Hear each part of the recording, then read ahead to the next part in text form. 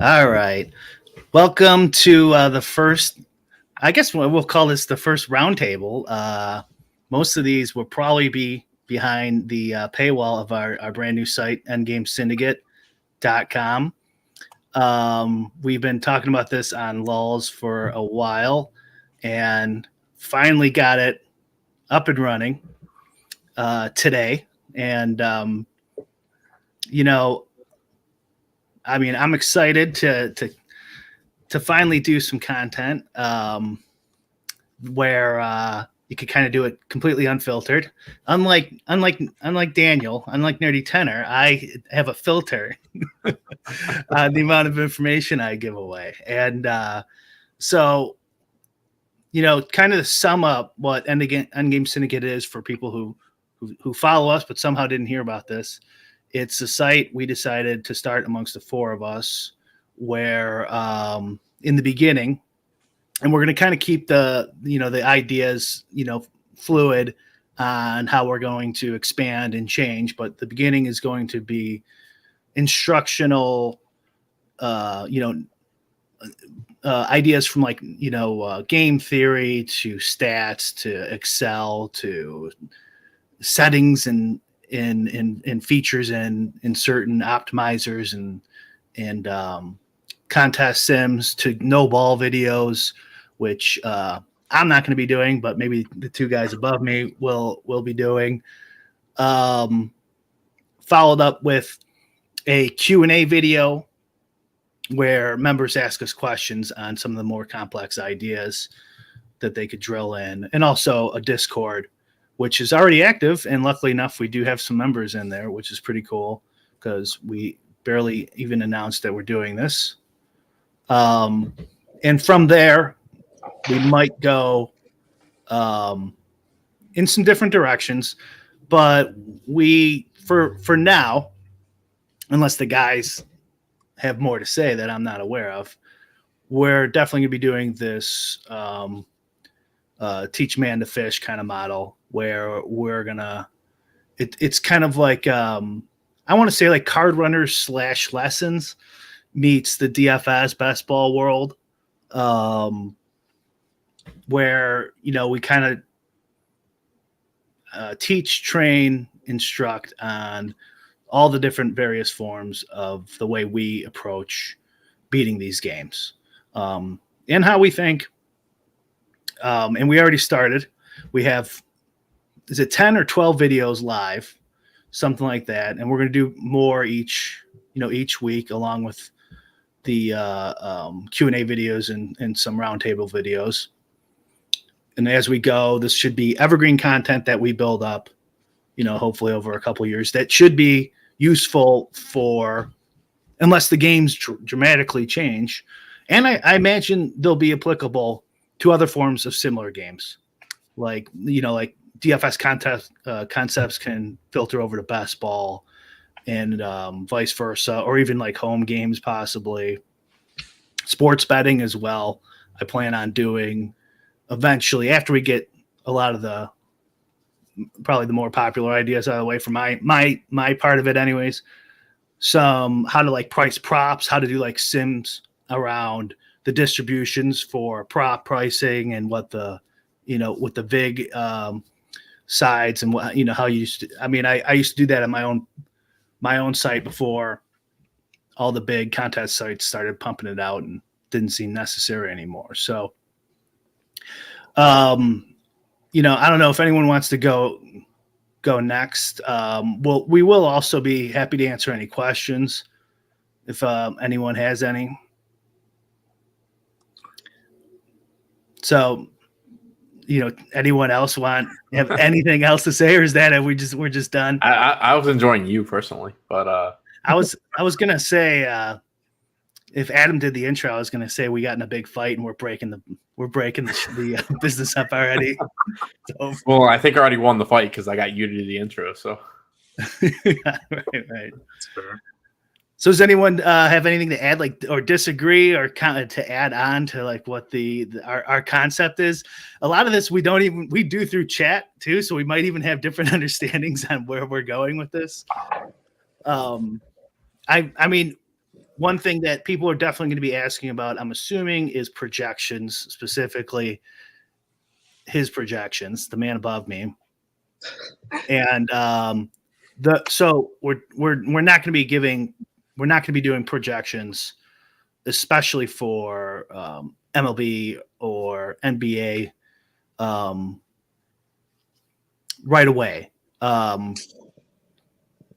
Yeah, I mean, NBA's gonna say, yeah. It's pretty fluid right now. Other than the fact that we're putting generally teaching content out there, basically in the things that we're all uniquely qualified to talk about, specializing in. So for me, it would be like sports knowledge combined with some aspects of game theory, how you could apply it to DFS. I think the way I see it is it's going to be sort of like with the flavor of the season as well. So I have a video up right now, basically pertains to MLB specific stuff, but gets pretty granular. But it's not necessarily telling you about a slate or whatnot. It's more just how to like think about sort of how to interact with MLB data in a different way. And the way I see it is, depending on the season, I might do more stuff like relevant to NFL, could do general game theory stuff. I sort of been around the block. I've seen a lot of aspects, and I can apply basically sports concepts to any sort of statistical framework. I feel like it's sort of anti-fragile. I don't need to like deal with sims. I don't need to really like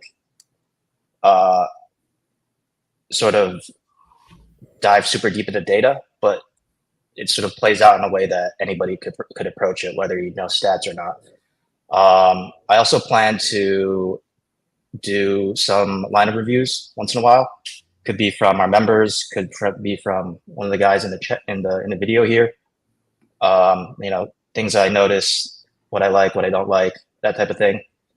Other than that, I'm gonna leave it pretty open to sort of what the people in the group are looking to hear. Listening to your video, you mentioned something about I can't remember what it was, but you're like you could do like a study on this, but I think you said like, but I think I already know what the answer is. But that could be an interesting, like you in your video, you have an idea, and then if I can get the data on it, then I run the numbers and then see what that just says. That could be a fun thing. I bet a lot of people will want lineup reviews, and it looks like people are already mentioning it in chat. So in my opinion, maybe you guys, I think that that will be public. So like he'll review your lineup, Einsteinium, or how you pronounce that handle. But like everyone can see it, so all the members can benefit, right? So it won't just be like if you don't want that kind of criticism, then don't put yourself up there. But for members, yes. But for members, yeah. I mean, it could be good for fun for him to review, like Mark Levin's intros or just something fun. Sure, yeah. That would be probably more for this channel, though. Just like get people to view. This is why my opponents suck and how I make sports money. Yeah. Actually, that would be fun to look at one of my lineup sets and just find the absolute worst ones in the set and just rip them apart. That would be entertaining. Guaranteed content every week. We've talked about I this. could go there. The two, I don't want it. You do it to his. We've talked about. I've seen you. I've seen you in the. I've done it already. I've seen Nerdy in the 2K. I don't like it too much. Well, getting those bottom lineups out of your 150 pool is definitely something I'd be interested in exploring, and we could always put that in video form afterwards too if we get anything useful. But I really do think portfolio management, and that's a similar idea to kind of getting your bottom 150 really tight, is kind of a useful direction. That's another reason, like the kind of the purpose of this site. I was thinking about this earlier. I mean, we're all friends with a lot of the guys who make all the content sites. And so like, this is not going to be the exact, that very similar to what they're doing at these other sites. And I kind of think at this stage in DFS is kind of good for our idea, because really you can't just sign up for Osmo's projections anymore. And they only had 200 subs then or something, and you guys are the only ones using them, and there's no good publicly available projections, and people didn't even think ownership mattered back then. And so then when you got ownership, then that was another boom. You could go, oh, this guy's over owned, right? It's a lot harder now. So having access to like, the best we got, like the best ideas we have, I think can really, it's really useful at this stage in like the life cycle of DFS, and not best ball, because I still think best ball's got a lot of juice you can squeeze out of it. But even that's getting sharper. Yeah. Yeah, I've seen enough best ball stuff in the last week to be like, really, I can't even just sit down for a month and grind an edge out here without doing any sort of work. That's already getting harder. But no, I'm excited. I'm excited about the group where it's just obviously I'm gonna teach people what I know and hopefully help them get better. But I'm excited just to have a group where it's their strategy talk that from people that I respect and will make me better in certain ways, and hopefully I can contribute other things too. Yeah, I'm excited to learn stuff. So just for people who haven't looked at the videos I put out there so far, I did 4 with Brick, and basically my whole bag is using computers to figure out games. So looking at lots of little toy games that are basically miniature models of DFS, and poking and prodding at them. So there's a lot of stuff that I've done already, but there's a lot of stuff I want to do. And in addition to just the fun of sharing it, I fully expect that there's going to be stuff that I learned that I hadn't figured out yet. I just a brief sneak peek. I'm going to be modeling some games that look a little bit like Showdown Golf, where all of the players are independent. I'm going to be looking at something that's more like MMA or tennis, where you have players against each other that are sort of negatively correlated. And then something like a miniature baseball, where you have teams that have correlated outcomes with each other. And then in addition, I have a lot of exciting work to do on drafting games. So I'm very excited to get into the weeds on that. I think I have some pretty cool techniques for, I hesitate to use the word solve, but basically, what would your strategies look like in a very sharp field of drafters? What kinds of moves would you expect people to make? So those are the kinds of things I'm going to be looking at. And I always get a kick out of, learning something new from a program that I wrote or a program that I used. So that's sort of the motivation for me. And so I hope that will be edifying to people who watch those. There's I think what's going to happen is we'll probably get some people in who are nerdy tenor fans and know what the nerdy tenor deal is, and then there'll be a lot who are there who watch your videos and then start maybe thinking about the game a little differently. We have a couple questions in chat. One I was kind of asking you to this one. He goes, where am I missing? I see the chat's just going so fast I can't even keep up. Someone called you the GOAT. Well, there was questions about, and actually in the actual Discord, about single entry and 3 max. And I think probably you would be better to answer that, at least than me. I don't know what you think. Nerdy probably has his own ideas. I mean, I have my own. And then, okay, there it is. And hand builders too. Do you have any thoughts on doing videos on either of those ideas? So like 3 max single entry versus, 150, and then the hand builders out there. My first thought was that I would flip that on its head and say it's much easier to reason about a single entry contest than one you're entering 150 times.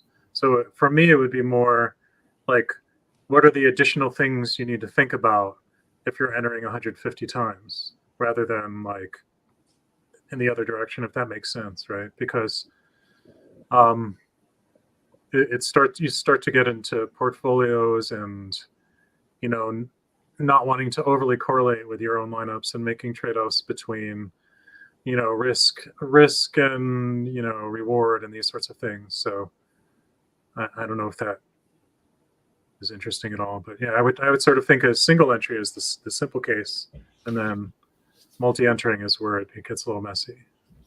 But I mean, all of the principles apply, hand built or not. I mean, good strategy is good strategy, and I think it should just. I think anything we learn is just going to be applicable to using tools or not in terms of strategy, right?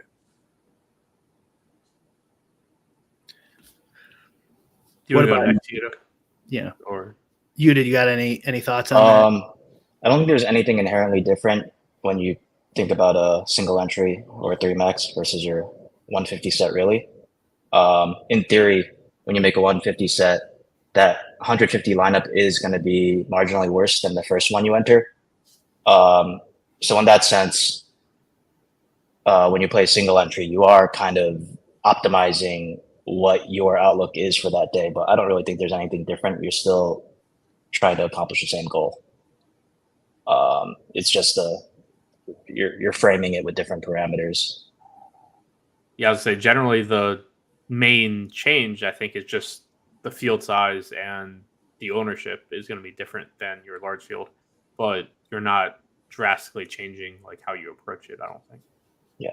Like in my 150 set, that first lineup is likely would be the same if that were a single entry contest of the same size. I think the thing people struggle with is they make 150 lineups and they don't know which ones to select to put into their 1 or 3, or etc. Which can be solved by being better at 150 also. Yeah, and there's a lot of different ways to do that. Go ahead. You can view it as either, in my opinion, you can view it as sort of, you could play your 3 best lineups, or you could play your 3 lineups that level out your outcomes a little. So you can either go for like peak ROI, or you go for trying to realize your long-term ROI sooner if you have 3 entries. I don't know if that answers the question. Well, I kind of don't want you guys to answer any questions. Sorry to break it to you, but yeah. RDJ asks here, Adam, you want to highlight these comments maybe? Man, I don't know how to do it. You just touch it. You just click it with the mouse and it'll pop up. Okay. Just go, physically go over there with the mouse. You got it. Yeah, I have to find it, I guess. I think I'll host next time. I'm looking for RDJ, so I don't. Yeah. Funny enough, he will be doing a video on how to win a Milli tomorrow. No. Mm-hmm. Yeah, that's what we all signed up for. You just enter a lot. Like anyone who enters 150 will win the Milli Maker. Yeah, if they live to a million and have an unlimited bankroll, you will. To be fair, at the entries I'm putting in, if I don't win it once a year, I'm probably down a lot in those games. And I'm sure this similar things have been stated from other people at my stakes, but we actually have to win one every year. And they do run so many that it's very feasible. Like my expected Millis per year is probably over 1, right? Because they're running it every Sunday for NFL. They're running it in Showdown a bunch. I'm max entering all of them. There's like live finals. in theory, I should be actually getting one a year. Well, there you go. Solved. Milli Maker solved. So Yeah, just throw thousands of dollars at it and you win. Yeah. Well, and put in good lineups and pray. Yeah. I obviously ran super good in the years that I won a bunch. That's never really sounded to be sustainable in any sense. But I ran probably poorly in terms of like 1% finishes, getting like second and third in previous years. So it's just the nature of these top heavy payouts, and your years will be like made or broken by pretty arbitrary events. And that's true whether you're playing Millis Yeah. or not. That's just playing tournaments. Yeah. It's important to keep in mind that at the volumes most people play in GPPs, like not the people on the screen right now, like the expected result, even if you're good, is probably not to win money, because it takes just tremendous luck to ride out the volatility, right? So it is worth thinking about how you spread out your volume depending on what your goals are and what you're trying to do. Like you might play one way if your goal is just maximize my chance of banking a GPP, but if your goal is, increasing my chance of having a winning year, you might be entering different contests, right? Yeah, I think the goals thing is honestly one of the biggest things that like doesn't get talked about too. Like my goal has always been to like be on this screen, like be share a screen with like Yuta and you and Brian, but like a lot of people, their goal is just like make any amount of money, and it's way different than what. Yep. Like if you ask me just a generic question, like how do I do this? I'm going to give you the answer that is true for me.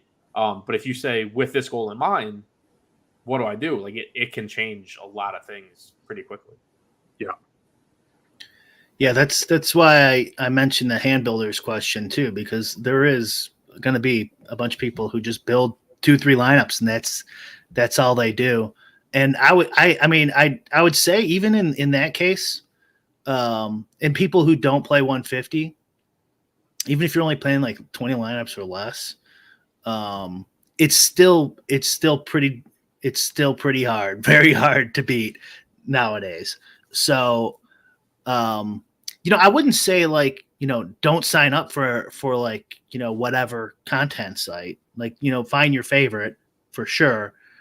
But applying what they offer a lot of times is it might not be enough depending on the game. I do think a good strategy is playing fewer lineups, because I feel like it's a lot easier to make 5 or 10 plus CV lineups out of 150. I don't know if Nerdy disagree with me on that one, but I feel like my top lineups are usually plus EV, and it's towards the middle and bottom where maybe they were off because the field was different or something like that. So I think you can. I don't think it's even the worst strategy not to play fewer lineups these days.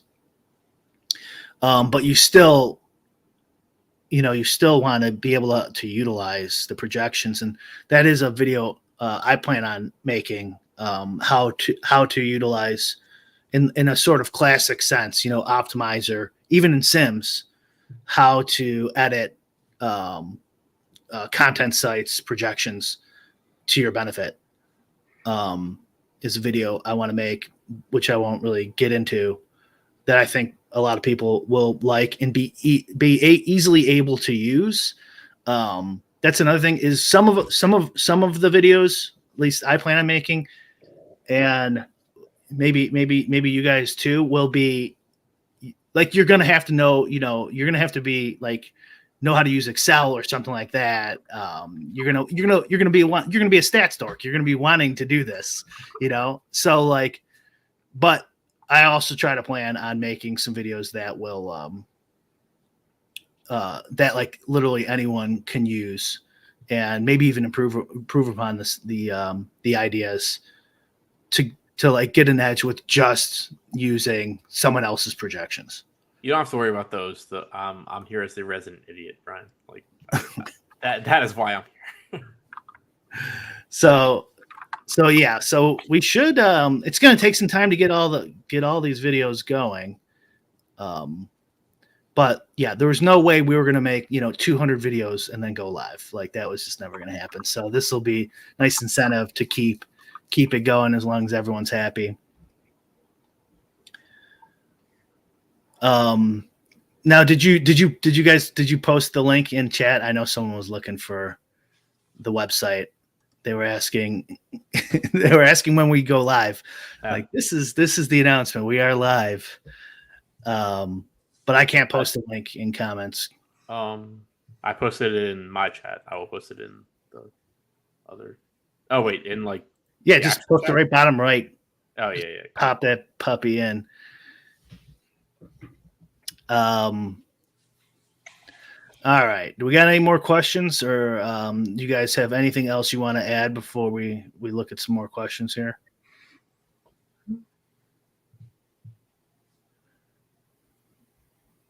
Nothing. Link posted. Yay! It worked. Yeah, it won't. It only lets you post if you are like the StreamYard owner, or if he makes you the account. I think I said it. It should be good. Yeah, you posted it. You posted it. Daniel tried to post it too, and he couldn't post it. Oh, got it. Okay. Let's see. I'm not seeing any more questions. Oh, I see one. Somebody asked, "Do you all consistently enter qualifiers?" I don't. Yeah, my philosophy is, if I'm doing well in a sport and my sims are telling me that I'm doing a good job, then I'll start firing them.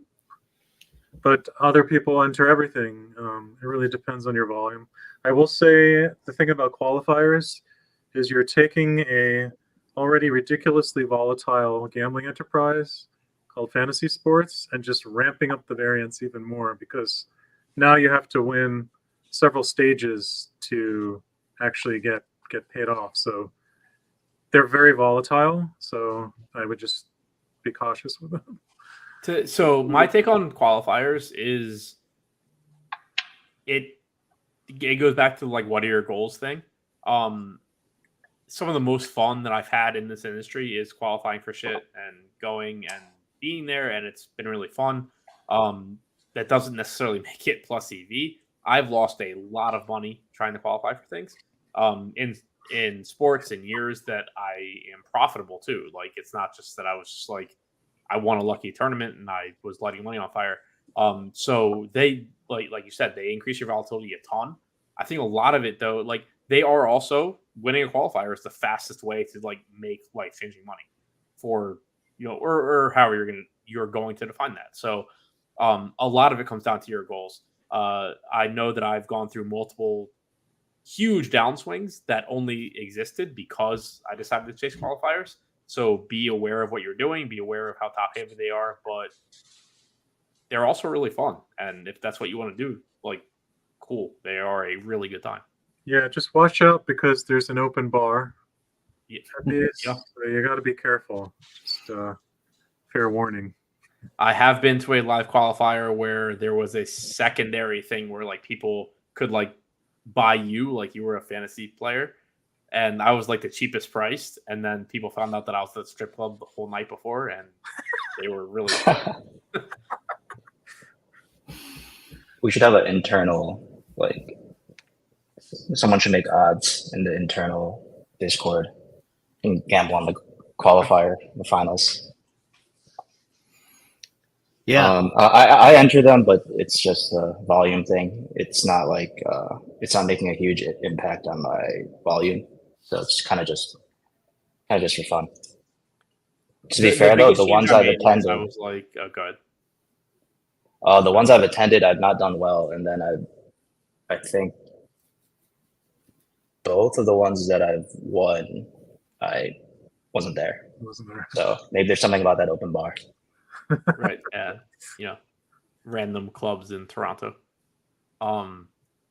Yeah, no, like me, like if you value the social aspect, if you put like a big thing on that, like they're really fun. Like the first time I actually met Yuto was at a live final 8 years ago. But it drains your bankroll really quickly if you're trying to go the actual grow your bankroll route. Yeah. I guess put another way though, if you find yourself having a strategy that's good at these like winner take all type games and like fields of 50 or 200, definitely just go ahead because it's all skewed so heavy towards the top that if you think your strategy is tailored well for that, by all means, that might be the best payout for you. I'm guessing I'm probably right. It's probably way easier to win a qualifier and then the main event than this $15 Milli, this PGA Milli maker. What do you think, Dan? You're questioning that? No, I'm just trying to do the math. So there's different qualifier sizes. Yeah, I'm thinking, like 500 people or whatever, A 500-person qualifier for Yeah. like, $200 or something. You got to win that, and then you got to win. How many people are in a 100 final? man. So it's effectively like a 50 to 100,000 person contest if you multiply it out. So yeah, I think you're right. I think the NFL Sunday Milli is harder to win. Yeah, or a major PGA than like a, say, baseball live final. Yeah, I guess that's probably true. But I would imagine it's like. But like a factor. Yeah, it's like a single digit factor, like a factor of 3 or 4 or something. It's not like. But I mean, having said that, I probably played them like the least of the four of us. I mean, I have won, but the I don't value the social factors, so I didn't even go. I don't know. I guess. I mean, I see it. I get it. I always thought of DFS more like, for me, it was coming from poker. Like I like cash games in poker. I didn't like tournaments. I wanted to pick up and go whenever I wanted to. And I know DFS eventually I mainly changed to GPPs, but like you don't have to sit there, if you don't want to. Yeah. And the volatility is insane compared to poker, but it is more cash gamey than just, shooting for these end of the year qualifiers. Yeah, so I was never really interested. There, another point for qualifiers is they can have a lot of overlay. Yeah, somebody mentioned that in the chat too. Yeah, okay. That's a good way to hop in if maybe you kind of want to, but you can't really justify it with your bankroll. Maybe that's the one you do it. Yeah. That's a great way to lose your bankroll. I've done is overlay, and then by the time it locks, there's just like one spot. I know. Yeah. I don't have ever profited in like a thing that I jumped in and was like, oh, there's overlay. Like I'm gonna play this that I wasn't gonna play. I might be over like $1 million. It's amazing how quickly those fill. I can remember a few months ago. It wasn't a qualifier, but it was like one of these golf slates, and it's locking at 5:30 my time. Okay, 5:30 in the morning.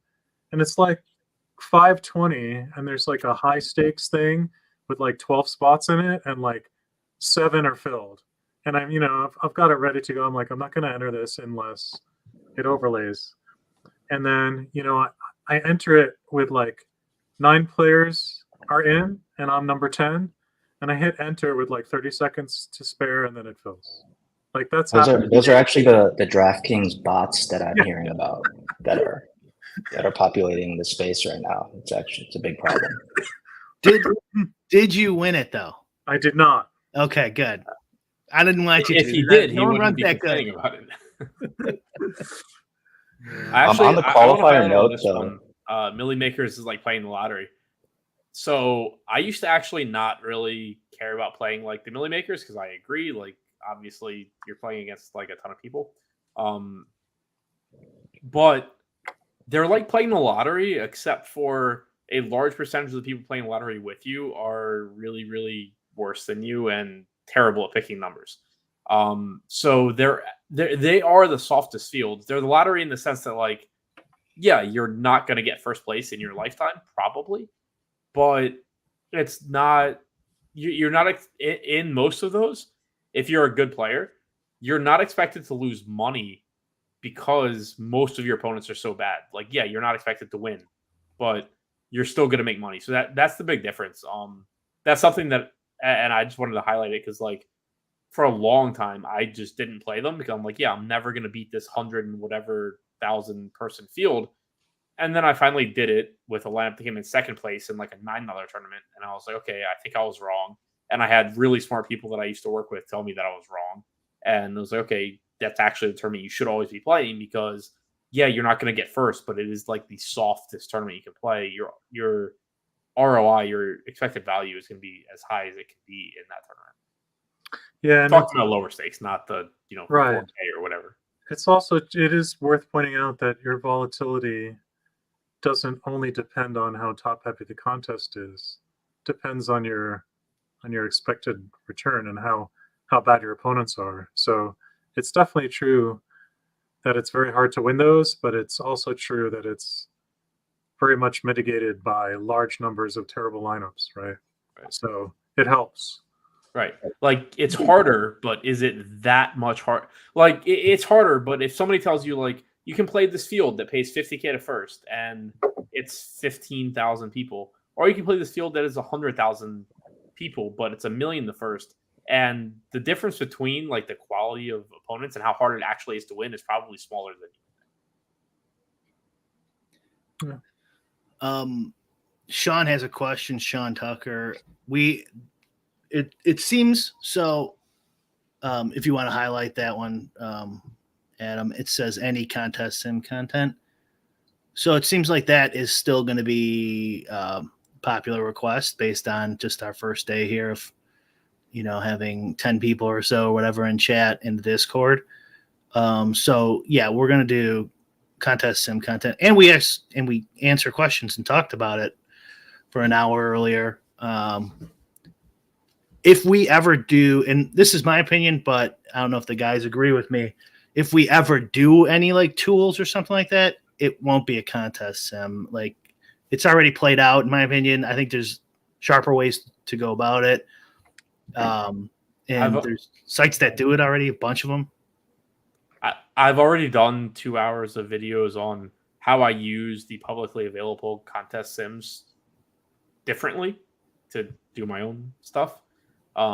So, like, I don't know what he means by like contest sim content, but yeah, I said it in my videos, but like, I think the edge right now is not having like the best sims. It's like understanding like what you're trying to do and how to do it. I talked about it for 2 hours. I think that to some extent, like, you guys agree where like you all do your own stuff also. Yeah. So he was mainly saying strategy, he says. Yeah, definitely. I do think a little short video on what contest sims actually are and how they work in the background might be useful for a bunch of people who don't know anything about contest sims, and maybe the good. We were talking about the good and the bad of contest sims in chat earlier today too. But obviously they're still popular. They seem like to be the main way that most maxers are playing right now. Which I don't know if you guys have noticed, ownership's kind of been a little wacky lately. I wonder if it is the contest sim usage and everyone coming to the same Colin Morikawa, Scotty Scheffler lineups, and I stopped paying attention to golf before a single tee shot because of my exposures versus the field, and then I went back and looked at how everything was projected. I was like, I think I played pretty well, but I'm screwed. I had Scotty Scheffler projected at 42% owned, by the way. So I had him at like 47. Oh wow, okay. Well, and I played more than that. Morikawa was the big one for me. Like, I think I had him at like 20, and he was like 40, and I have like 45. PGA this week was the big one where you can see just like the whole industry is using sims right now and the same ownership projections and simming. Yeah, I warned you on your own show, Brian, about the over sim meta. Yeah. I've talked about exactly this before. Well, so to be fair, it's if they adjust for that ownership, it should matter. I just don't think they are. I don't know how yet. you can though. You can, well, because you just, I mean, if we know that ownerships have changed, you should update your data, however you do this, and then your ownership in field generated would be more accurate.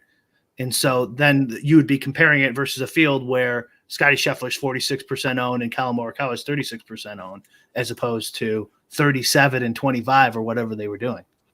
Right, Yeah. but then I mean, if people it's swim against that, and now they're like 20% owned, like they were originally projected. If it's a higher stakes thing where the higher Oh, like yeah. proportion of your opponents are probably using sims, if you're using a sim yourself, you might want to sim against the first field that you sim, in my opinion.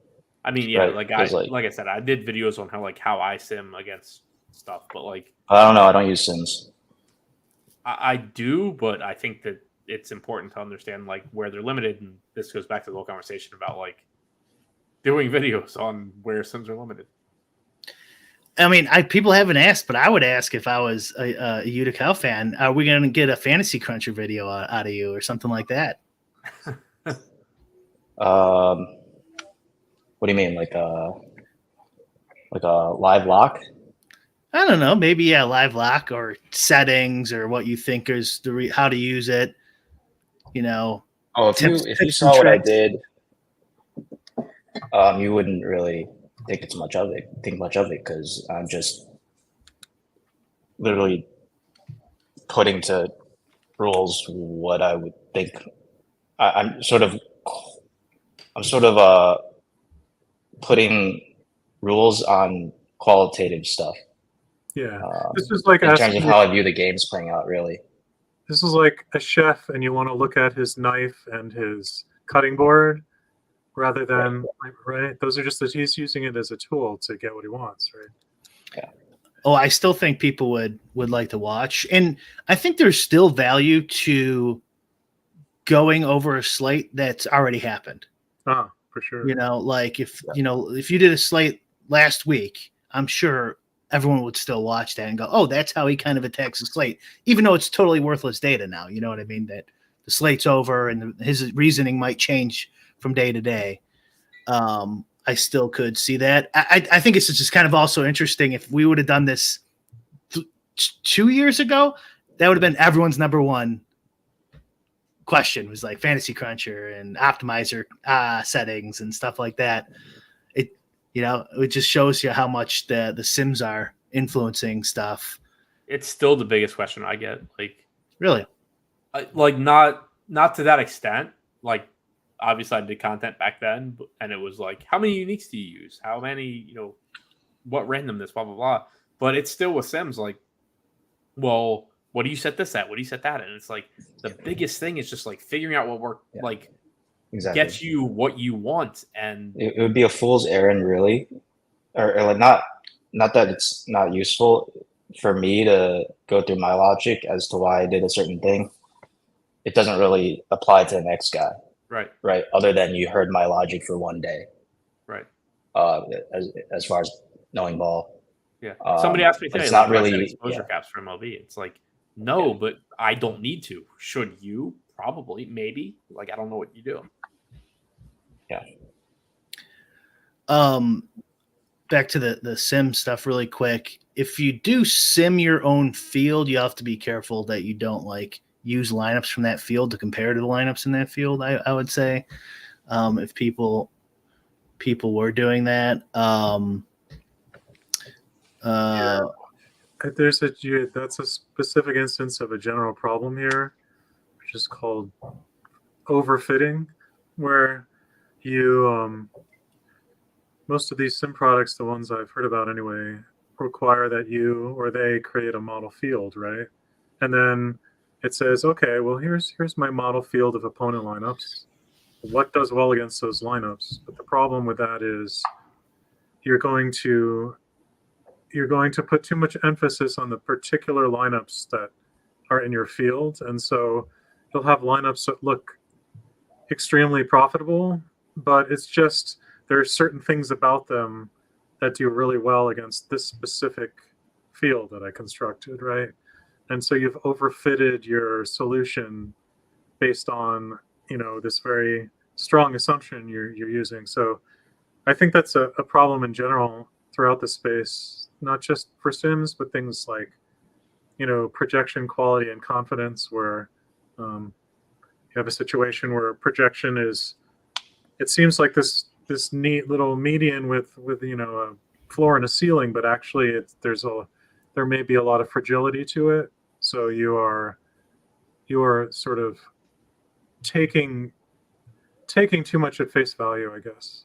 So that's something you really have to watch out for with these sim products, is understanding exactly what you're getting, because it's almost a certainty that whatever simulated ROI your sim tool of choice is telling you is an overestimate, because it's assuming everything you fed it is correct, and it isn't. It can't be perfect, right?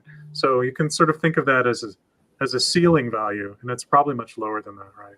So it's just something to watch out for with these kinds of things. I'm sure we'll have, and the other guys will have more to say about those kinds of issues.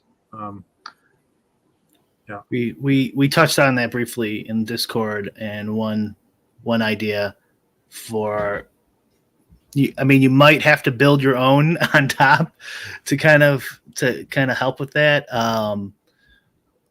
But it's definitely it's a problem in overfitting in just optimizers too. It's not like really overfitting, I guess, by definition, but but it has the same problem, which is why no good players just like take some projection, put it in an optimizer, press enter, and go, okay, that's the best lineup. They're adjusting for it. So I think there are smart ways to go about projections, not being projections seemingly telling you what the answer is, but we know it's not the answer. And same thing with contest field sims. There's definitely some ideas that we'll talk about that that you could use. Kind of, maybe there's probably like a different direction might be the actual answer here. I do think it's, what Adam was saying earlier about and Yuta about, well, the Sims, the problem with the Sims is that people will be using the Sims, and then that will bias the data. Is a serious concern right now. I just think there are ways around it. I'm not saying they're doing that. And so like it might be same thing with projections. Do your own, the same thing with sim, come up with something new. That kind of is the problem with huge sites. And, maybe someone will be able to call me a hypocrite someday if our site gets big enough, right? But we're not going to have that problem right off the bat. Is there's so many people using the exact same thing. They're not actually trying to come up with a new solution. And you can just logically, right? Like, do you think that's going to work? Just doing what 1,200, 1,800 other people are doing on any given night using the exact same data and same process. And the Sims kind of can mask that a bit because of the inherent randomness in a lot of these sports, especially MLB, where all of your customers' fields, results will be different, just because there's so many different combinations. And combinations is another. So this is the kind of the other side of not the opposite of overfitting, is their fields they build, their combos probably aren't that great compared to what the actual field turns out to be. Mm-hmm. And all of this I would have wiped away 2 years ago, because there was like 10 of us doing it, right? And and there wasn't that many people doing contest sims, and you got a lot of data that other people couldn't be, unless they have sims in their head like Yuta, they couldn't figure it out. And so like it's helpful getting these macro kind of answers, like, oh, the Yankee stack is just a really good stack today, most likely, based on this information, and it would turn out to be true. That was super useful 2 years ago. I don't know how useful it is now. So I will throw in on that as far as like how useful it is now. So like my whole videos are on how to use publicly available stuff, but differently to like still try and have an edge. But I think I've always not thought that I was good at like Showdown or Dupe sports.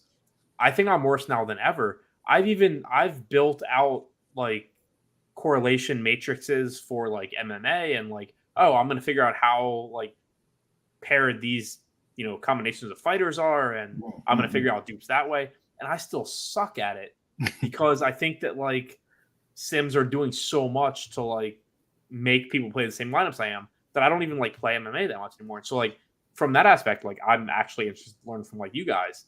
But as far as like in the non-dupe sports, I think there's so much you can do with publicly available stuff. If you're thinking about what you want to do and using that data, that like you're really good. But like I still struggle so much on dupe sports now because everything I do to like counteract dupes, everybody else is doing, and I still just do all of them. Yeah, I will say it's hard to think of a more pure sport in terms of something you could attack with computers than MMA. It's so clean, how to do it. And the number of combos is so small. The number of possible lineups it's typically a few 100,000. So even using relatively crude methods, you can get something pretty decent in MMA just because it's such a simpler sport. So I think that's an interesting one to keep your eye on for the future of DFS in general, because I sort of think of it as a much easier case of DFS. So it's sort of interesting to me. It's like what percentage of the field is getting filled out by, reasonably good or very good players. How fast is that scaling up? So it's definitely a difference. I'm sure Brian's noticed too in the last 2 years of MMA, in terms of the quality of the field. I haven't looked at that data in a while, but I would bet money that it's gotten better, not worse. Although I do blame you for the death of DFS. That's fair. I will take some credit on the dupe phenomenon because previously, before we started talking about it, you'd get like 2,000 duped lineups up the ass back in the day. I have a kind of question for everyone here. But there are some questions I want to answer just briefly in chat. There's a lot of like questions about, viewing different slates and kind of more no ball stuff. And like, that's kind of like the idea behind this group is, they can handle that, where we're attacking it differently. And so you will get those point of views. I just wanted to be clear that they is actually including me in the Yuta group, which I just want. Anytime I can be in that group, I'm trying to be nice. I'm trying to. And someone says any plans for pre-lock shows? You must be a new subscriber here because Ed does one like every day. Yeah. I meant to highlight that one, but we were actually talking about like cool shit, and I can't find it anymore. Pre-lock shows. I mean, like actual pre-lock, like live before lock, never ever. Oh. Like up till lock, no. But before lock, like I've been doing shows on what was my channel, now the EndGame channel.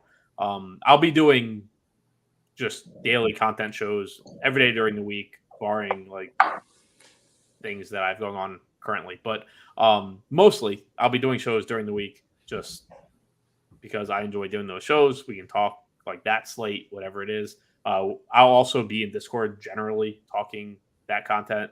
My daily stuff will be in there as well. So yeah, if you're looking for like daily stuff, it's more of an add-on to this site, but I will be doing it. Anything like that too that we throw on there, it's an add-on. It's not like we're guaranteeing that. I don't promise I'm doing it for NBA. Someone's projections will be there every day. And just like live before lock stuff. Also, that's we're not even gonna be in chat live, before lock. Right.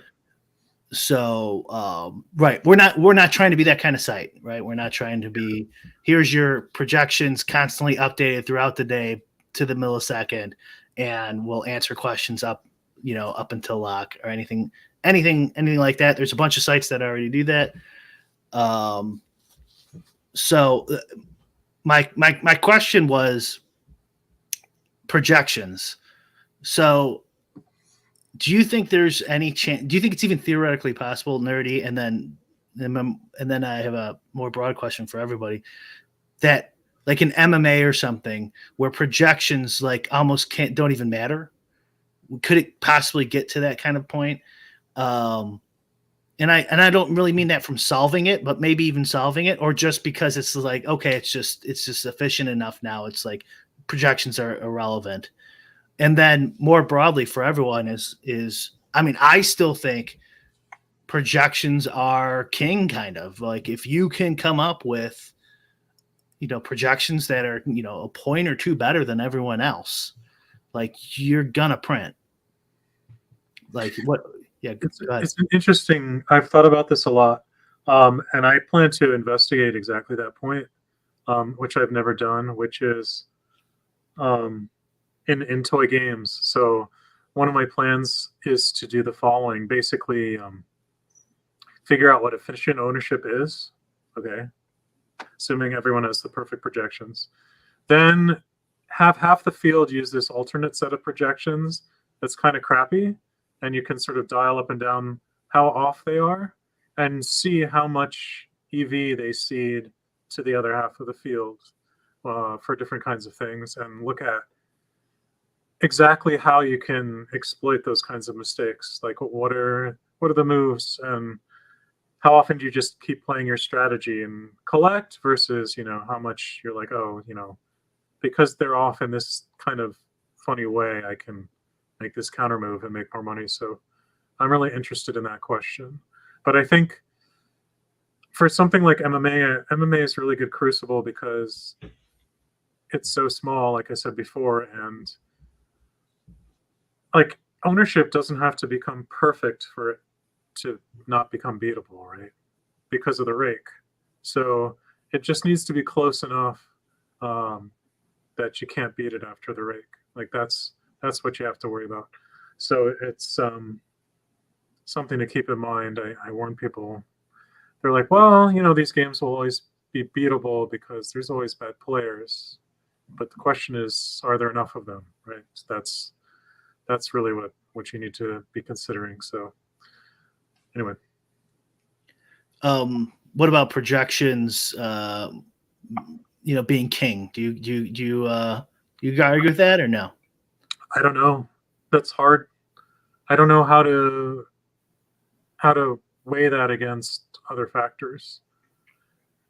I imagine it matters more. It's more of a delta in some sports than others. Would be my From my perspective, projection is still the most important factor, more so than ownership, because you could even see it through simming it out, where if you just shift projections 10% this way, it'll shift ROIs drastically.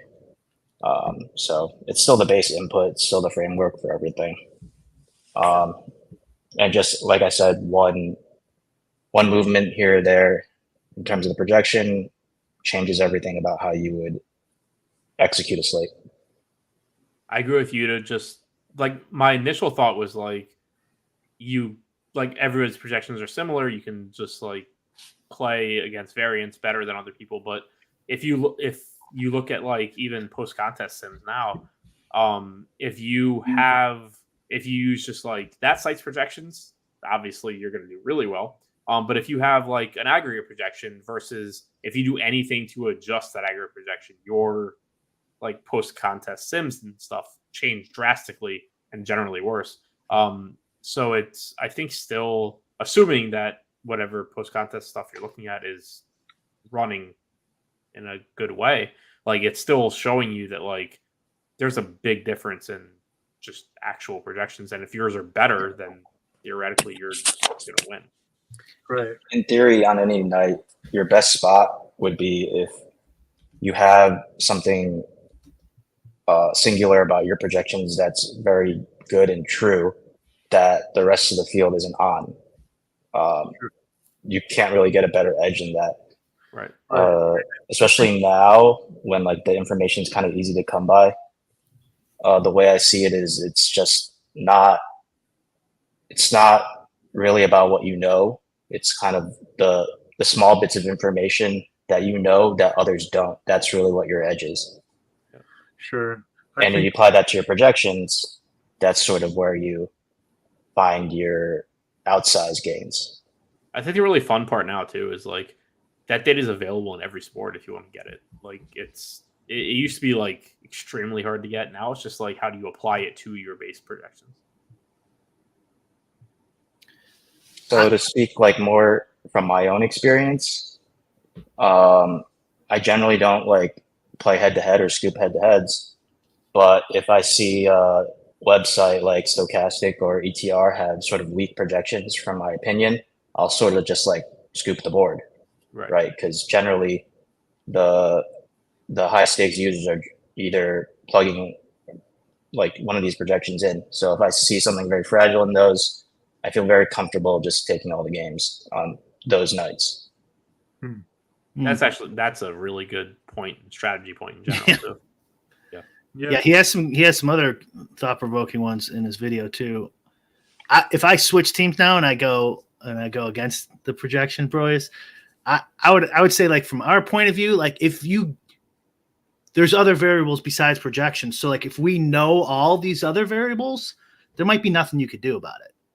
Well, it also just I think it's so in a vacuum for sure projections have to matter the most, but I think as a practical point for most people playing, the question is, in which sports are you most likely to get an edge from being smarter about projections? And I feel like that's pretty different sport to sport. Like some sports, I think it's frankly quite difficult to get an edge there. I'm guessing MMA probably. Golf is probably really hard to get a big edge and forget projections. I think golf is hard. I don't think MMA is hard. A lot more juice. I don't know. No, MMA, the projections right now are not sharp. Right. Yeah. That's what I'm saying. Like, if I knew anything about MMA, I'm sure I could beat. You could beat that, but that's MMA. Kind of his point.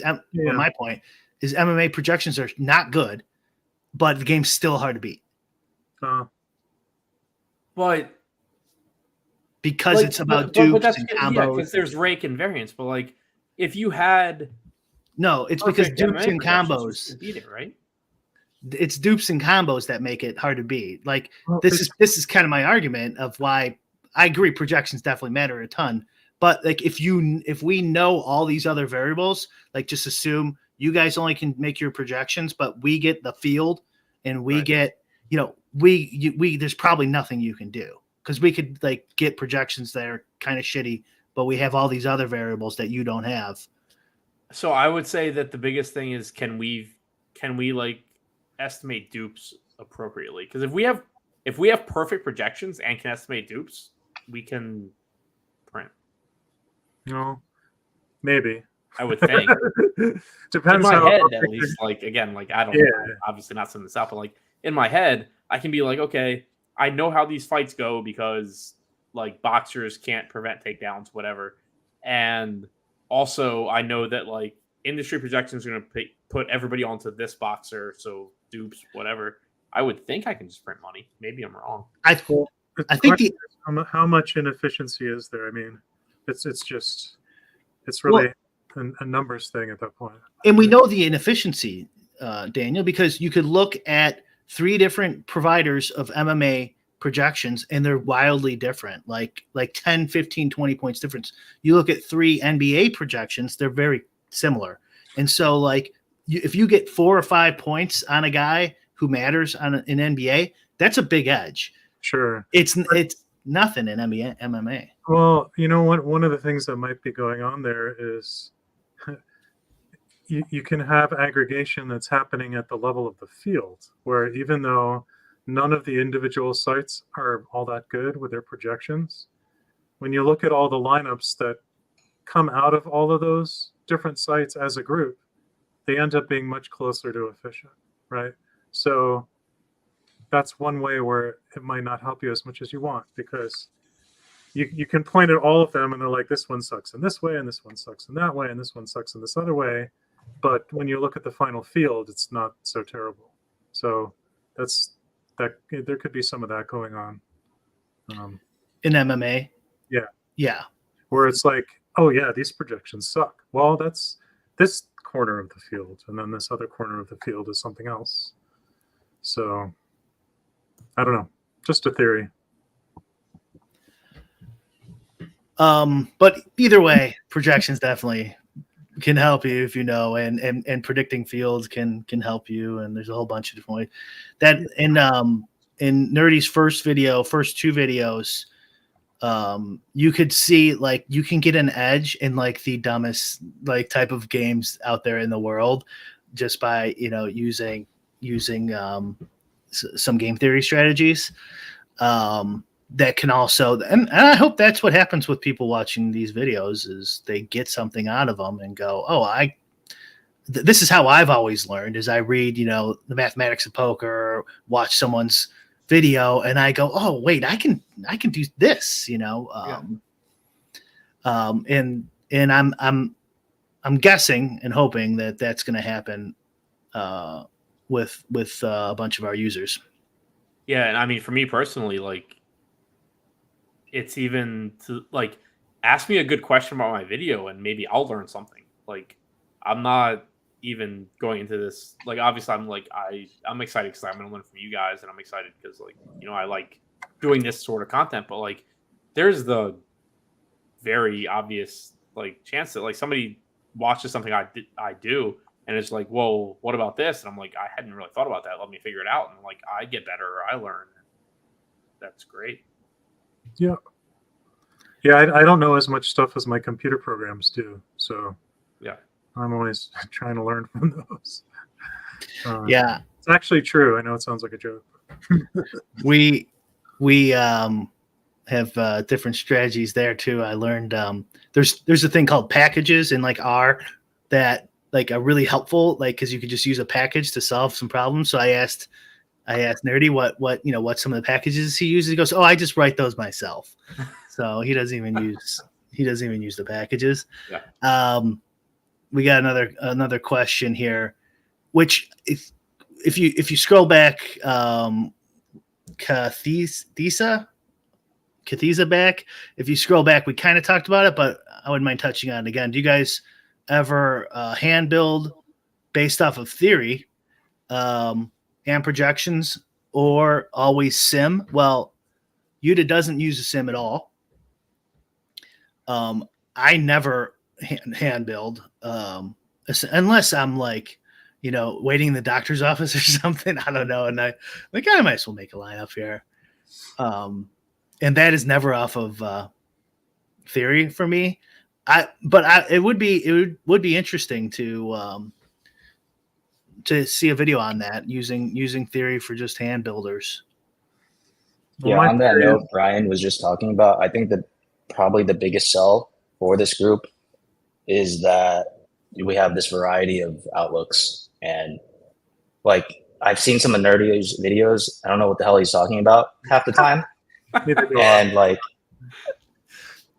that makes two. And this is coming from like someone who's like knows a lot about the field.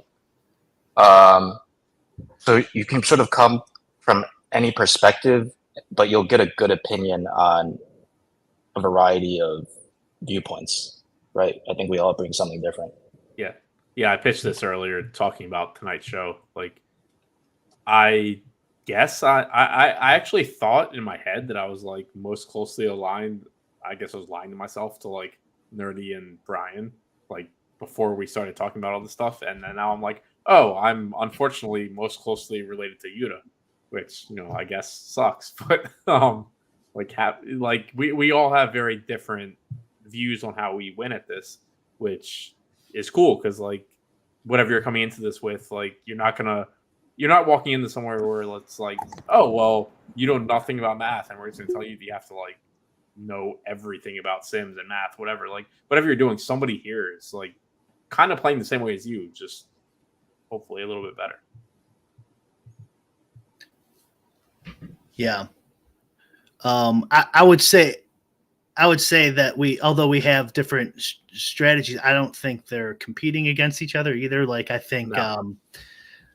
like clearly, these other guys have good ideas, and so I don't think I even like really argue with any of the strategies too. More just flush out some of the ideas. So That's I why mean- I'm kind of excited. I mean, I'm excited about the site, obviously, but it's like the fact that we're also different excites me because it's like, oh, I'm gonna learn in addition to like doing this stuff. Like I'm gonna learn just because I'm doing this with people that play so different than I do. Can I kind of change this slightly? Like there was also like no reason.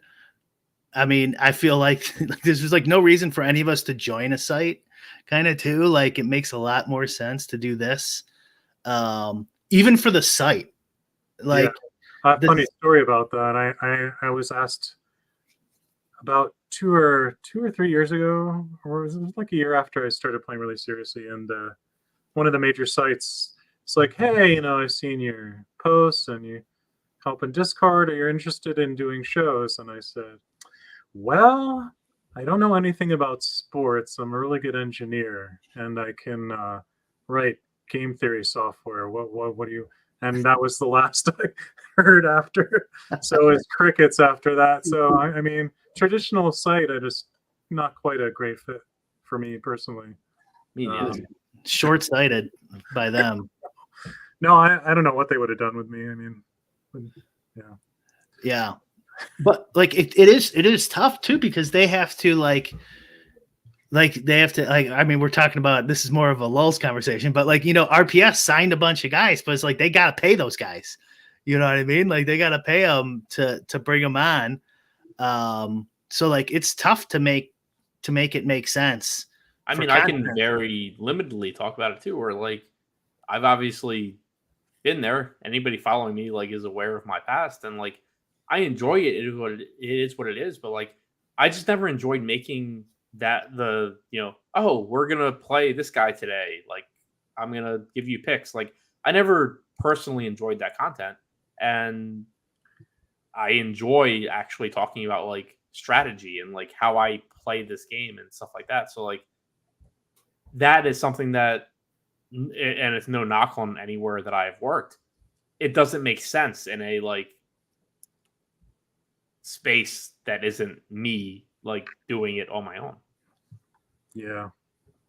It made sense with when Alex first did it, honestly. Yeah. Like that was a singular time where the number one name on the board started his own site, and they went with it, man. They ran with it. They did you got to admit, they did a good job and built up their site.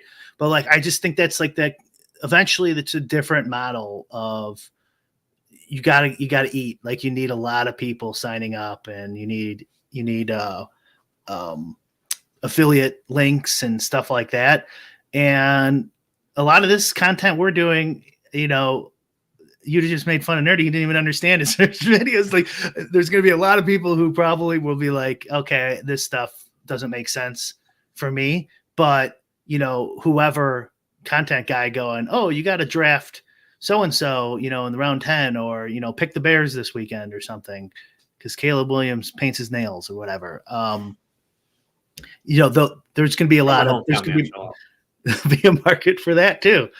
So we're going to do it. So like, my point kind of was being like, this would never happen, I think, at a major content site. Yeah, it also has to do with audience we're targeting, right? Like the major content sites, it's hard what they do. They have to cater to a very large and broad audience, which is hard and expensive. Yeah. We are targeting to a little bit more of a specific audience who, they've been around the block, they've played enough DFS, and now they want to learn. They really want to get in there and learn something, and that's a little different. And I think having that specific focus is going to enable us to get into things that might be harder for a larger site to really get into. So that's sort of how I see it. Right. Yeah. Yeah. I think it was just something that would also have been difficult to do earlier on. Like, and actually, I kind of, I guess, saw it firsthand. Like, people know me from, Awesome Stochastic, but my first place was like FanVice, where the idea was, yeah, we're going to have this like group of good players that, put out quality content. And for one reason or another, partly, the group kind of falling apart before the idea actually formulated, but it was 2016. So like, Yeah. it was still a soft, you didn't have the like, oh, these are like the people that actually have won over the last, 5-10 years. It was like, oh, these are the people that like you think are good. And they're just going to like give you like daily content or, strategy content, but everything's different now. Did you guys ever do an RPS show? No. I was asked. I'm not allowed. I did one. I did one show. They didn't love me. They didn't love me in the chat over at RPS. It was a little contentious in the beginning, but I tried to turn him around with like strategy, but it didn't click for him. I think I like the RPS model personally. I've got no problems with them, but it'd be kind of pointless for us to get in that direction. I'm not even sure we would have started this site if that was kind of going to be our. No, we're all too lazy for that shit. I mean, 100%. We do not want to be doing. I've been saying like since I was at my previous company on shows, like people were like, Adam should start his own site. I'm like, there's no way I am starting my own like projection site. Like Oh, yeah. no. Yeah. Getting this up was a pain in the ass. Right. Like imagine doing all that. Oh, I mean, what we have talked internally, like the NFL, maybe PGA, sports where it's once a week, where we might revisit coming up with some stuff for those sports. And NFL is I'm assuming you guys know in the content world is king, man. Everyone wants NFL everything. So maybe this could be a nice like rollout, get our feet under us and do something new for NFL. Yeah, I mean, if we roll our stuff out for NFL, where like you have to do it every for a week, whatever, and then like shit takes off, like yeah, obviously there's stuff maybe coming, but like don't expect like the ship my money NBA projections anytime. Yeah, we're not grinding every NBA. That would be insane. No, I think that's like everybody's big fear here is like, oh yeah, we're gonna do projections, but also NBA is gonna start. right. Yeah, exactly. One idea was like I do ownership, and then we pass around the team, and Yuta makes his manual adjustments, and then that's the ownership. Yeah, and it puts his big brain into it. I think people would like that, but who knows? We're no promises on any of that stuff. I think it's fair to think we can get some ownership up in NFL because I do that on my own regardless. Okay. As far as like the timeliness of it, we're all like you said, we are all pretty lazy. And personally, I'm not getting this out for myself until like 6 a.m. on Sunday. So we might have to work with schedules with that. I will say from my personal like experience, when I started my own little small thing, like doing MLB, I wasn't even offering any sort of projections or anything because I'm very like perfectionist, and I was like, well, I'm gonna like mess this shit up and blah blah blah. People are very just like understanding of like, well, I want your stuff. I'll take it whenever you put it out there. So, Okay, that's fair. On the same note with projections, those take so much time, and you need like all this oversight. That if I were to commit something like that, the responsibility of timeliness alone, it would be hard to manage. Right, because I'm not, like I said, I'm not getting it for myself until Saturday night, I'm pulling all-nighters half the time. It would be sort of disingenuous to promise something for a lot of users who are trying to build on Saturday. Right.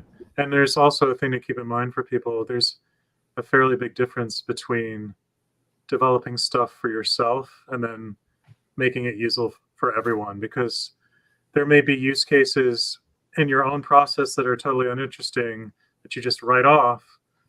You know, you can imagine just writing off 3 teams entirely, and somebody says, "No, I need the projections for those 3 teams also." So it is a little bit of a different ask, just to keep that in mind. But I think we'll have to figure it out. We'll have to make sure like the expectations are crystal clear. Yeah. This is when it can come, because another thing that can happen is let's say he gets it out 3 weeks in a row for some reason Saturday night, and they're like, "Oh, it's Saturday night. Now it's the 4th week and we deserve it." Yeah. And it's not coming, they get upset. So it just have to be, if we do it, it'll have to be crystal clear. I think us launching in the middle of June is good, because like you can kind of just figure out like, you know, what's going on, but also like you're not in the middle of NFL. Like you can set like base expectations and then like kind of figure out what works, what doesn't with the team. Yeah. Right. And who knows how many extra subs that adding stuff will get us to. That'd be an interesting. Right. We're all lazy. We're all also financially motivated. So. Well, yeah. Yeah. I mean, that is something with adding tools too, is it's just such a pain in the ass to manage those on the back end and stuff. And I know we could do it, and I know we have the ideas and talent to come up with creative ideas. It's like, is the juice worth the squeeze?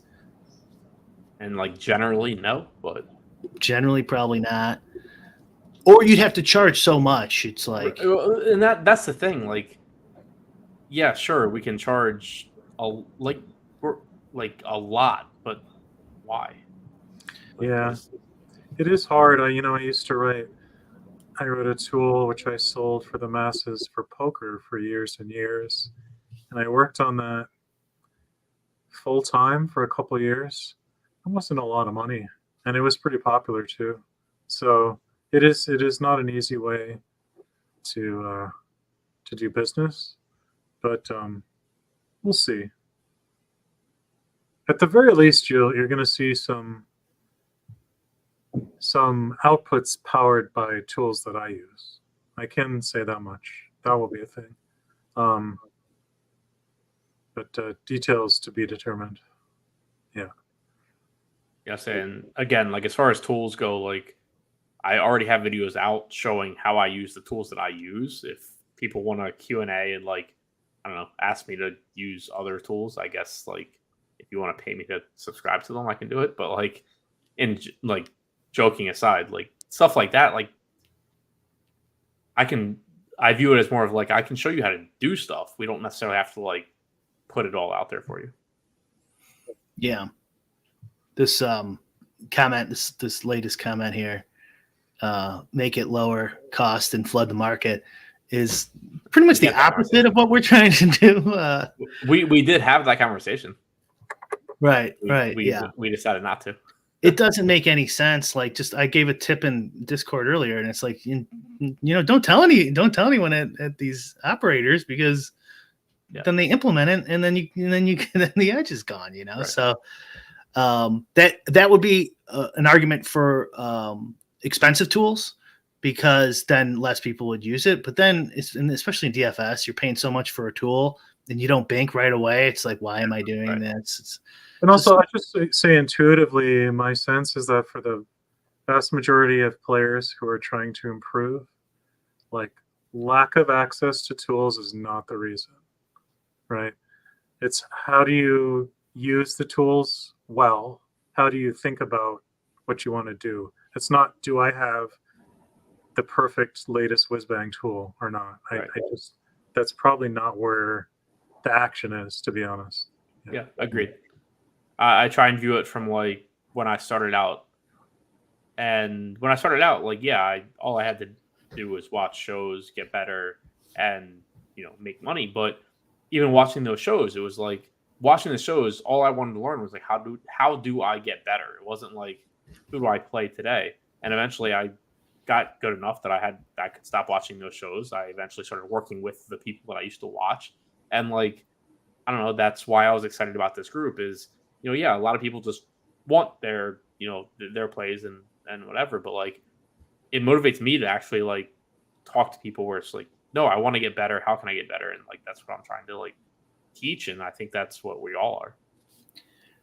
We should do a video, the four of us, where we just do Saber Sim, and like maybe I'll one of us runs through it because you guys don't use it, right?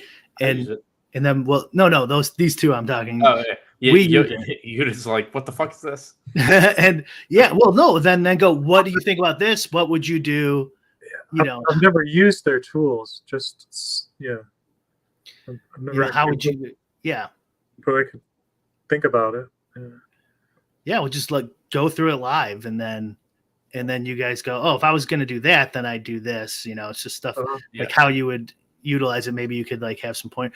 It'd be cool to have like an end game process for each. Yeah, no, that would be a really fun show to do. Yeah, yeah, maybe that'll be like a roundtable show or something, or a video. Either way, I was thinking maybe we don't use computers at all and watch the nerds scoring a little bit. Yeah, I mean, 30 minutes to lock, have the no video data. where like the nerds have their shit, and then the one where you just have 30 minutes to lock, no data. Like, I'll just play piano in the background. That's where you email your rep and go, please withdraw me.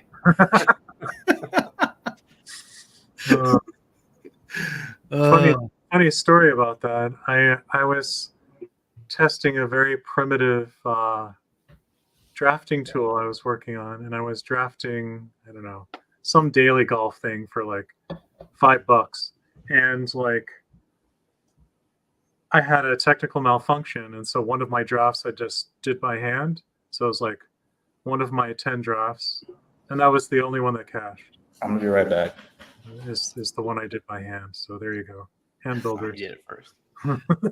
There's nothing. I mean, I know Adam's banked on nights like where he's fucked up and locked a player and then banks. Yeah. Not even fucked up, just sober and run out of time and locked the player. Well, whatever. Yeah. Did I don't know if I ever told this story on Lulz. I'll tell it really quick. Is when I was first starting, I built my roll up to, I can't remember what it was, like $6,000 or something. Like it was from nothing, right? And just playing cash games and shit, and it was quite an accomplishment. I got it up to some, and of course I'm like basically wagering almost all of it every day, which is insane. Of course, you should never do it, but this was a long time ago when DFS was a lot easier.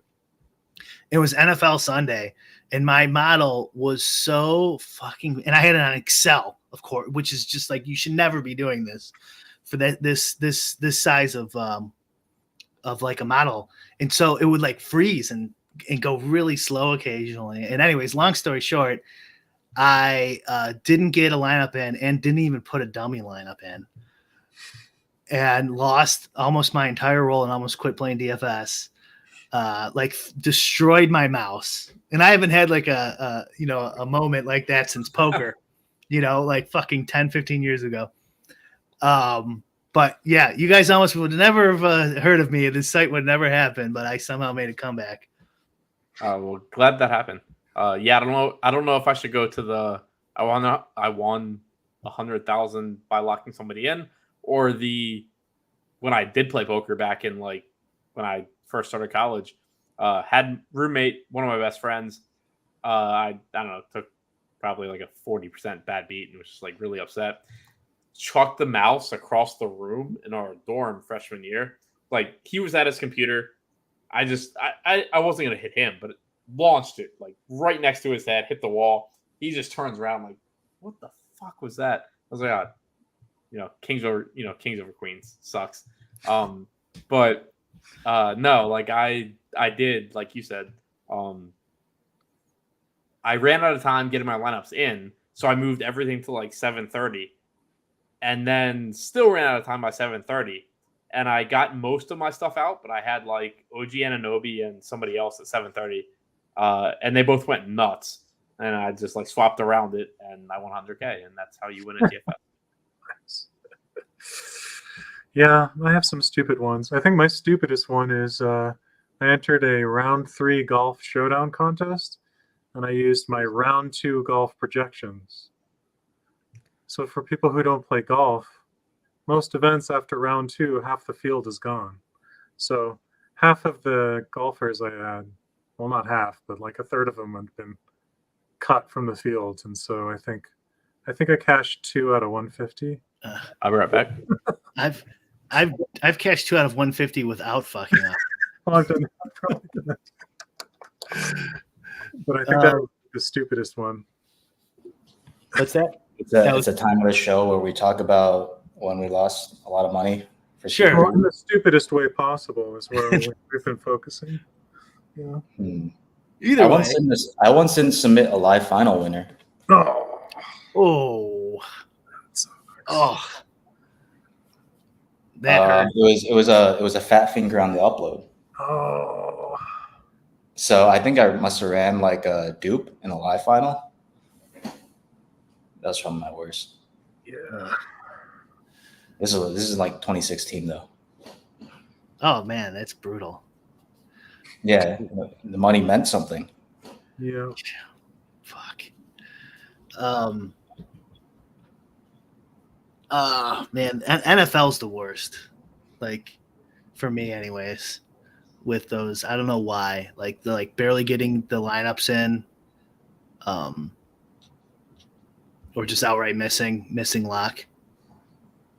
Yeah.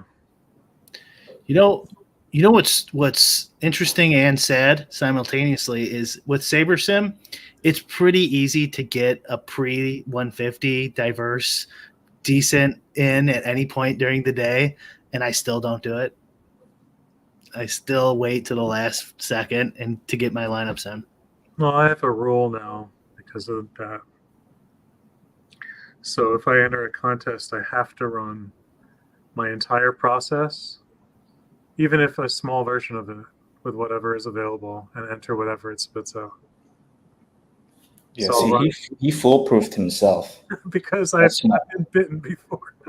So yeah, as soon as those lineups are in, I run it with whatever half-baked projections I have and get something in there.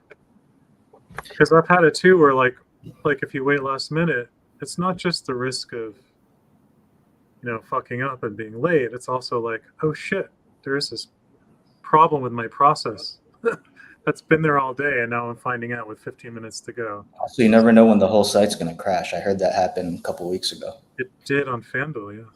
Yeah, or your service provider, or your actual power in your house. Mm-hmm. There you go. Yeah, those all happened to me. I've definitely, when I was running my own code, a lot of time, last second fuck up, especially in baseball. Doubleheaders would really screw up my code. Yeah. Yeah, well, NBA, yeah. NBA, I mean, how many times, I don't know about you guys, but I've just gone like, there's 22 seconds left. There's nothing I can do. I just have to sit here and watch my lineups lock or the game lock, post lock. There's just nothing you can do. Well, a lot of NBA stuff, I think the comment is true because you have so many opportunities to screw up in NBA because you have so many decisions. That's because you guys aren't on the Sahil Nicola or Sahil Channing Fry game plan. Oh, those were the days. But listen, he promises he wasn't using any code. Right. No one here believes that, I think. No one here knows about that. I know. We're 2024. That's right. I wonder how many people in chat even know who you're That talking was like 14 or 15.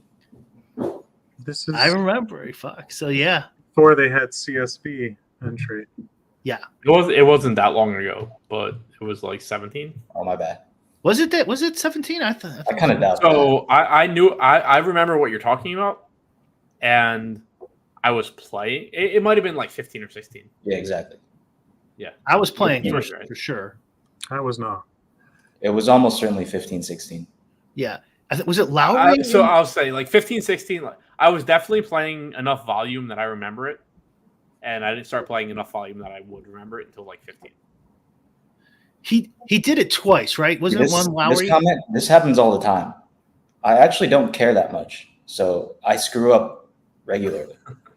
I don't think I've ever heard like a whatever, fuck you. Like, This is the man who didn't enter a live final once, a lineup. Okay, think he cares about Showdown. I've met some other people that fell asleep during the live final. Ugh. And I've had full conversations like thinking they made sharp plays and then finding out they were just asleep.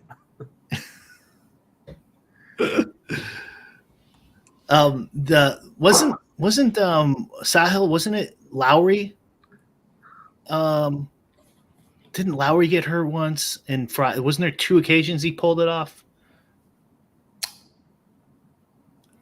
I want to say he pulled that move twice. So maybe Adam, you're mixing up like 2 different ones. But wait, what? I think he did it twice. Funny that I called it the Nikola Vucevic night because that was the starter. Channing Frye was the backup on Orlando. Or maybe he said, I switched blah, blah, blah. I global switched blah, blah, blah to Lowry to save salary to switch Frye to Vucevic, something like that. He had an excuse set up. I'll say I explicitly can say that I'm talking about Fantasy Aces final where DraftKings played Dragan Bender, who was out and he fell asleep and didn't swap out. Oh. What is Sahil doing these days? No one knows. Interesting. I've been meaning to say for people who are subs to Adam's Dub Club too. We do have a code for any of Adam's Dub Club members or anyone who signed up for the Draft Caddy. Just DM Adam if you're a sub to him, or DM me. You don't have to DM me. Just use the code. Well, they don't know. Yeah, you're right. Yeah. Don't give out the code because then everyone. Okay. I'm not. DM me. Mention it in chat, whatever. You're defeating the purpose of the code. But I was 5 seconds from feeling. Yeah, just use this. So I don't know. You guys wanna call it here? I guess so, unless anybody has something important left. Well, there's one more question there. I don't know if you guys do you do the suited? Do you ever pay attention to umps and refs in baseball or basketball? Only when somebody says, look at these horrible calls, and then I sort of it's like rubbernecking online, but generally not. I think that it's. I'm actually interested. I want to do it first because I'm interested what Yuta thinks. This is one of the things that popped up 5 years ago that people were like, oh, there's probably an edge in this, and there might be. I don't know how to model. I don't know how to add it to data.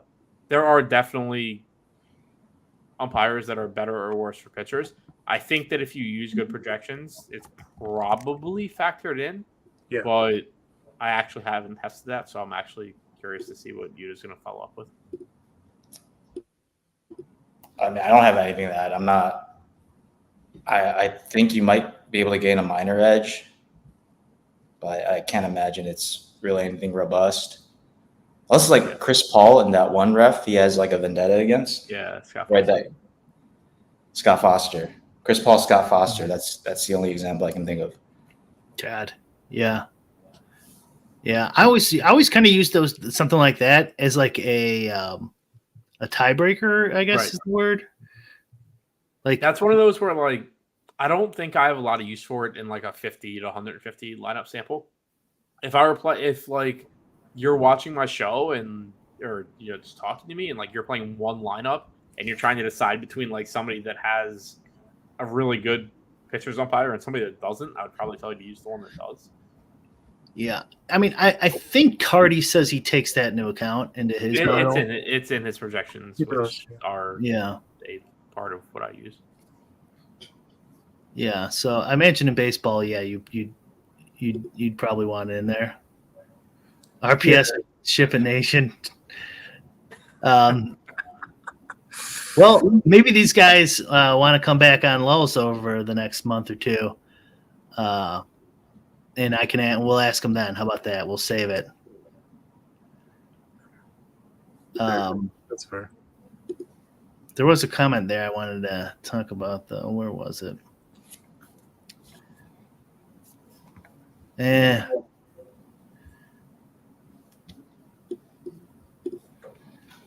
I lost it. I'm actually pretty impressed we went on this long. I know. I'm impressed with how many people are watching right now. Didn't feel How many like people are watching? Didn't feel like an hour 40. Whatever shows, I don't know exactly what StreamYard shows, but 1,744. What? It's a Thursday, no NBA. That's true. It's a Thursday at 10 p.m. though. Like, There's WNBA though. this is like twice as many people as I thought would be watching right Is now. Caitlin Clark playing? Maybe we're underselling how interesting we are. She just finished your game half an hour ago. You stream to Twitter though. A lot of those numbers aren't. Yeah. They're kind of not real. A little imaginary. Because like you'll just how you like scroll past someone's live stream like, oh, that's a count, that's a view. Yep. Are you suggesting people mute my? Nah, they're here for you, Brian. It has been growing though. It's actually the thing that surprised me. Like I saw it That's at what I'm like saying. 9 and was like, well, that's a high number. And then I saw it again and was like, that's 200 people higher. That's weird. Well, if they really wanted us to stay on, they would have asked more fucking questions. Jesus. I think we should call it. Yeah, I think we've done this long enough. Yep. So, all I don't right. think anybody expected a 2-hour show out of the four of us. Yeah, and that's what it was. Someone asked about the content going forward somewhere along. And so I think the plan, and I think everyone will correct me if I'm wrong, Adam's going to continue to do the Adam thing, and we're going to occasionally probably pop on the channel for who knows what, maybe even like some best ball streams or something. I think that could be kind of fun. And maybe even Yuta might show up for a baseball one you talked about a while ago. Who knows if he has time? Obviously, it's not going to be like live before lock, right? This will be more in Adam's normal time slot. Yeah, so speaking for the Adam thing, I plan on just doing what I've been doing weekly, Monday through Friday generally. Anybody that's been following my stuff knows I have some stuff going on, but generally, Monday through Friday, talking about whatever daily stuff's going on. It's not a guarantee, but I'll be there when I can. And then if any of these guys want to join me, whatever, and then probably some other best ball stuff because I enjoy doing best ball. I haven't even started. I know Brian obviously is into best ball, Nerdy's into best ball.